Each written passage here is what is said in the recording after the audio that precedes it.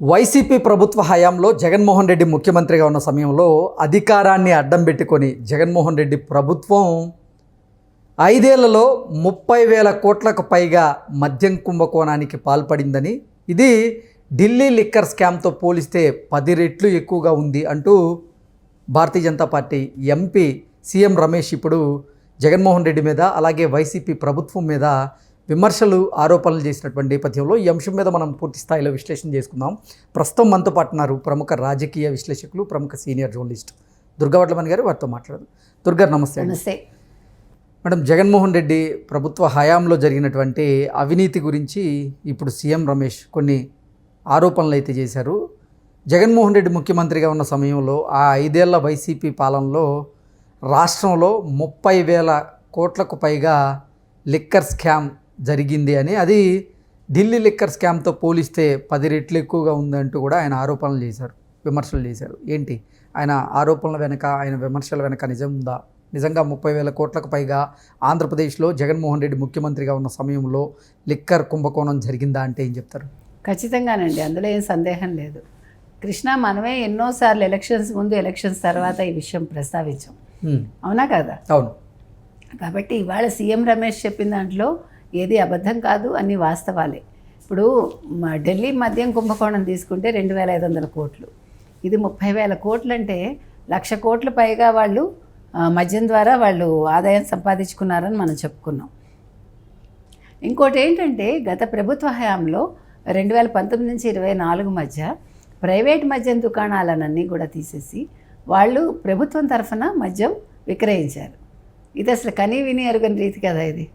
అంటే మద్యాన్ని అసలు అమ్మడమే తప్పంటే, మేము మద్యపాన నిషేధం చేస్తామని వాళ్ళు ముందుకొచ్చి, అంటే అదొక ఎజెండాగా పెట్టుకుని, నేను మద్యపాన నిషేధం చేయకపోతే 2024 ఎన్నికల్లో ప్రచారానికే రాను, నన్ను మీరు అడ్డుకోండి, దశల వారీగా నేను ఆంధ్రప్రదేశ్లో మద్యపాన నిషేధం చేస్తాను, అదే మద్యాన్ని కేవలం 5 స్టార్ హోటల్స్కి మాత్రమే పరిమితం చేస్తాను అన్నారు. నా అక్క చెల్లెమ్మల తాలిబోట్లు మద్యం వల్ల తెగిపోతూ ఉన్నాయి, ఆ తాలిబోట్లను నేను నిలబెడతాను అంటూ కూడా జగన్మోహన్ రెడ్డి ఎన్నికల ప్రచారంలో భాగంగా మాట ఇవ్వడం జరిగింది. ఆ తర్వాత మాట్లాడటం తప్పడం జరిగింది.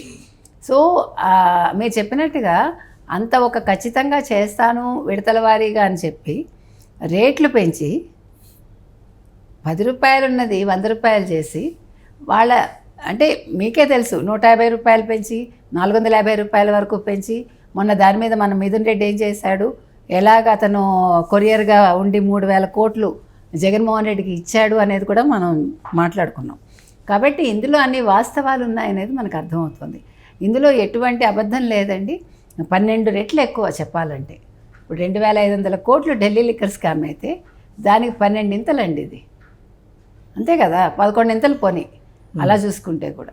అంత డబ్బు మనం ఎప్పుడో చెప్పాము. ఈ డబ్బంతా కూడా వాళ్ళు అసలు డిజిటల్ పేమెంట్స్ చేయకపోవటం ఏంటి, ఓ పక్క వాళ్ళు బీజేపీతో ఉన్నామంటారు గతంలో, బీజేపీ డిజిటల్ తప్ప ఏది చేయడానికి వీల్లేదంటుంది.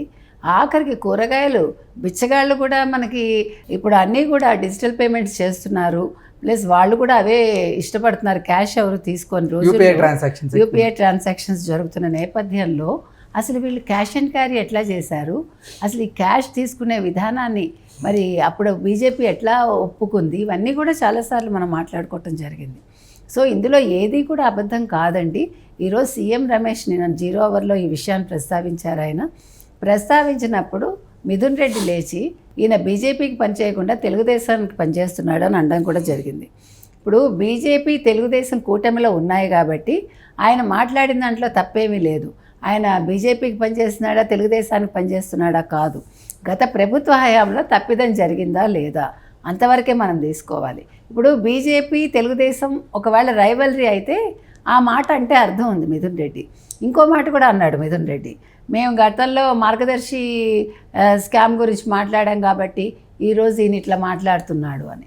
దానికి దీనికి సంబంధం లేదు, ఇది వాస్తవంగా జరిగింది కాబట్టి ఉన్న విషయాన్ని ఉన్నట్టుగా ఆయన చెప్పడం జరిగింది, ఎవరు, సీఎం రమేష్. కాబట్టి మిథున్ రెడ్డి చేసిన ఆరోపణలు ఎక్కడా కూడా నిజం లేదనేది మనకు అర్థమవుతుంది. ఎట్ ద సేమ్ టైం ఇప్పుడు ఈ లిక్కర్ స్కామ్ మీద ఇప్పుడు సిట్ వేశారు మనకు తెలుసు. సో రేపొద్దున్న ఇవన్నీ కూడా బయటకు వస్తే జగన్మోహన్ రెడ్డి పరిస్థితి ఏంటి, ఇప్పుడు మిథున్ రెడ్డి పరిస్థితి ఏంటి, ఇవన్నీ కూడా బయటకు వస్తాయండి. అసలు ఏం చేశారు, ఎలా చేశారు, అసలు అంటే జగన్మోహన్ రెడ్డి ముఖ్యమంత్రిగా ఉన్న సమయంలో బెవరేజెస్ కార్పొరేషన్ చైర్మన్గా ఉన్నటువంటి వాసుదేవ్ రెడ్డి భారీగా అవినీతికి అవకతవకలకి పాల్పడ్డారని, ఈ లిక్కర్ స్కామ్లో ఆయన వాటాలు ఎక్కువగా ఉన్నాయి అనేటువంటి ఆరోపణలు వచ్చినటువంటి నేపథ్యంలోనే ఆయన కూడా పోలీసుల నుంచి తప్పించుకొని తిరుగుతూ ఉన్నారు.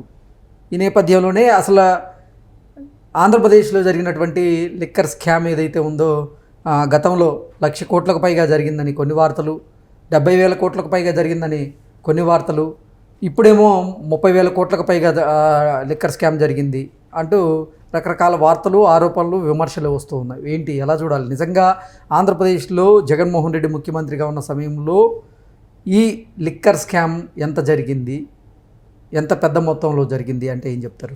మీరు చెప్పినట్టుగా వాసుదేవ్ రెడ్డి యాక్చువల్గా ఆయనకి సంబంధమే లేదు. ఎక్కడో ఉన్న వ్యక్తిని తీసుకొచ్చి అక్కడ ఆ పోస్ట్కి ఆయన అనర్హుడు కూడా, ఆయన తీసుకొచ్చి పెట్టి మీరు చెప్పిన బెవరేజెస్ కంపెనీస్ ఏవైతే ఉన్నాయో అవన్నీ కూడా తీసేసి ఒక 7 కంపెనీలకు మాత్రం ఇచ్చి వాళ్ళు మనం ఇవన్నీ కూడా మాట్లాడిందే. సో వాళ్ళు ఒక పద్ధతి ప్రకారం ప్రతి వాళ్ళని తప్పించి వాళ్ళని పెట్టుకుని మొత్తం రెడ్లనే ఎక్కడికక్కడ నియమించుకుని అన్ని రంగాల్లో, అంటే అన్ని శాఖల్లో కూడా. సో 1,00,000 కోట్ల స్కామ్ అనేది మనం అది ఖచ్చితంగా జరిగే ఉంటుందని చెప్పచ్చు. ఇంకా తక్కువ అక్కర్లా. మీరు చెప్పి 70,000 ఏం కాదు, 1,00,000 కోట్లు ఖచ్చితంగా జరిగింది. ఆ జరిగిన దానికి ఇప్పుడు ఎవిడెన్స్లు అన్నీ బయటకు వస్తున్నాయండి. ఎంతెంత క్యాష్ తీసుకున్నారు, ఈ క్యాష్ ఏ రకంగా తాడేపల్లికి ప్యాలెస్కి వెళ్ళింది, తర్వాత ఆయన లండన్ వెళ్ళినప్పుడు వెనకాల ఒక ప్లేన్ వెళ్ళింది, మనకు గుర్తుంది. సో ఇప్పుడు అసలు ఆ ప్లేన్లో ఏం వెళ్ళింది, ఇవన్నీ కూడా బయటికి రావాల్సిన అవసరం ఉందండి. సో నిన్న సీఎం రమేష్ చేసిన ఆరోపణల్లో ఖచ్చితంగా నిజం ఉంది, 100% అనేది మనం చెప్పచ్చు. ఏంటి, నిజంగా జగన్మోహన్ రెడ్డి ముఖ్యమంత్రిగా ఉన్న సమయంలో ఈ భారీ కుంభకోణం కనుక జరిగి ఉంటే ఈ ఆధారాల కోసం ఇప్పుడు ఆంధ్రప్రదేశ్ ప్రభుత్వం ప్రయత్నం చేస్తుందా? ఇప్పుడు సిట్ దర్యాప్తు బృందం నిజంగా ఈ కేసులో త్వరలో కొంతమందిని అరెస్ట్ చేసేటువంటి అవకాశం ఉందా? ఈ కేసులో తీగలాగితే డొంక కదిలినట్లుగా జగన్మోహన్ రెడ్డి పేరు కూడా వినిపించేటువంటి అవకాశం ఉందా? అసలు ఏం జరగబోతుందంటే ఏం చెప్తారు? అంతేనండి, మీరు చెప్పినట్టుగా ఇప్పుడు తీగ కదిలింది, తీగ లాగారు, డొంక కదులుతుంది. కాబట్టి ఒక్కొక్కళ్ళు అసలు ఎలా జరిగింది, ఎలా వెళ్ళింది, ఎవరికి వెళ్ళింది సొమ్ము మొత్తం, ఒక్క జగన్మోహన్ రెడ్డికే వెళ్ళిందా, ఇందులో వాటాలు ఎవరికైనా వెళ్ళాయా, లేదు ఓన్లీ మిథున్ రెడ్డి జగన్మోహన్ రెడ్డేనా, ఇవన్నీ కూడా బయటకు వస్తాయండి. మీరు చెప్పినట్టుగా ఈరోజు సిట్ ఏదైతే దర్యాప్తు చేస్తుందో ఖచ్చితంగా వీళ్ళందరి పేర్లు బయటికి రావడం అయితే జరుగుతుంది. విదిన్ నో టైం ఎవరైతే ఈ తప్పు చేశారో వాళ్ళు అరెస్ట్ అవ్వడం అయితే జరుగుతుంది. ఓకే అండి, థ్యాంక్ యూ సో మచ్.